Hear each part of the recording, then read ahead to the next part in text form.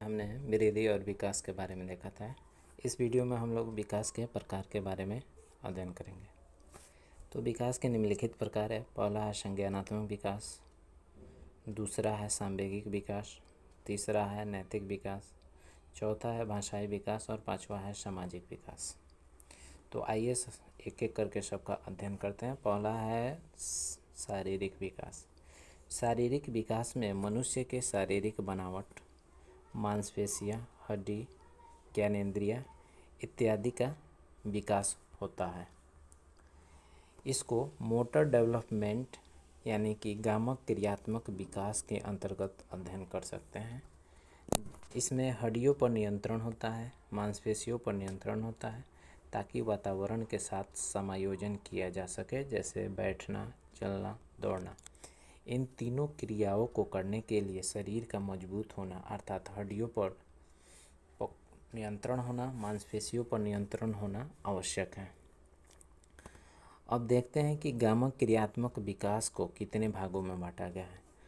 तो गामक विकास दो प्रकार के होते हैं। पहला है क्रॉस मोटर डेवलपमेंट यानी कि शकल क्रियात्मक विकास। इसमें क्या होता है कि बाजुओं, टांगों, पैरों या पूरे शरीर के जरिए बच्चा कोई कार्य करता है, जैसे घुटनों के बल चलना, खड़ा होना, दौड़ना, कूदना इत्यादि। इसके बाद हम लोग देखते हैं fine motor development. Fine motor development में बच्चा उंगलियों का प्रयोग करना सीख जाता है, अंगूठे के जरिए कुछ उठाना सीख जाता है या रेत में अपने पैरों की उंगलियां घुमाना सीख जाता है। कहने का मतलब यह है कि इसमें बच्चा सूक्ष्म क्रियात्मक करता है और अपने शरीर के छोटे छोटे अंगों पर नियंत्रण रखना शुरू कर देता है। इसके बाद है कॉग्निटिव डेवलपमेंट, हिंदी होता है संज्ञानात्मक विकास। इसमें मनुष्य अपने बुद्धि से संबंधित क्षमताओं का विकास करता है, जैसे सोचना, तार्किक कल्पना करना, याद करना, समस्या समाधान करना इत्यादि। इसके बाद है भाषाई विकास।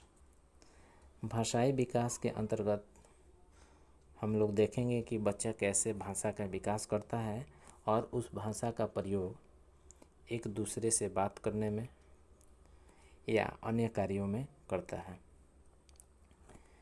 तो भाषाई विकास यह संज्ञानात्मक विकास का एक महत्वपूर्ण हिस्सा है। इसमें हम भाषाई कौशलों को सीखते हैं, जैसे भाषा सीखना, उपयोग करना, समझना इत्यादि। इसके बाद है इमोशनल डेवलपमेंट। इसमें हम भावनाओं को समझना, उसे व्यक्त करना, उसे नियंत्रित करना सीखते हैं। यह सामाजिक विकास के अंतर्गत भी आता है। जैसे हम यदि दुखी हो तो हमारे चेहरे का हाव भाव देखकर कोई भी बता सकता है कि हम दुखी हैं, तो हम में इमोशनल डेवलपमेंट हुआ होगा। अगर हम दुखी हैं लेकिन किसी को पता नहीं चल रहा है, इसका मतलब है कि हमें इमोशनल डेवलपमेंट नहीं हुआ है। इसके बाद है सोशल डेवलपमेंट, सामाजिक विकास। सामाजिक विकास में हम लोग देखेंगे कि सामाजिक आवश्यकता, मूल्य, नियम को मानना, जैसे सहयोग, मित्रता, अच्छे रिश्ते समाज में इत्यादि, ये सभी सोशल डेवलपमेंट के अंतर्गत आते हैं। इसमें हम लोग से दोस्त बनाना, एक दूसरे से रिश्ता निभाना इत्यादि सीखते हैं। इसके बाद है मोरल डेवलपमेंट, नैतिक विकास। मोरल डेवलपमेंट नैतिक विकास में सामाजिक विकास का ही एक हिस्सा है, जिसका अर्थ अपने अंदर ऐसे गुणों का विकास करना जिसके आधार पर सही गलत का निर्णय किया जा सके। जैसा कि हम लोग बचपन से ही नैतिक शिक्षा पढ़ते आते हैं कि अपने से बड़ों का आदर करना चाहिए, छोटों के प्रति स्नेह का भाव रखना चाहिए। तो ये सभी मोरल डेवलपमेंट के अंतर्गत ही आता है। इसके बाद हम लोग देखेंगे फैक्टर इन्फ्लुएंस द डेवलपमेंट, यानी विकास को प्रभावित करने वाले कुछ कारक। तो इसको पिक्चर के माध्यम से चित्र में बना दिए हैं, लेकिन इसका अध्ययन अगले वीडियो में करेंगे। तो आइए थोड़ा सा देख लेते हैं विकास को प्रभावित करने वाले कारक कौन कौन से हैं।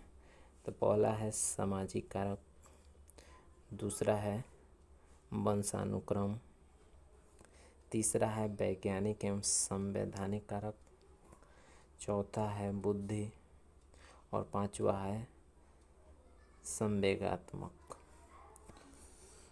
तो इसके बाद बारी बारी से इसका अध्ययन अगले वीडियो में करेंगे। तब तक के लिए धन्यवाद।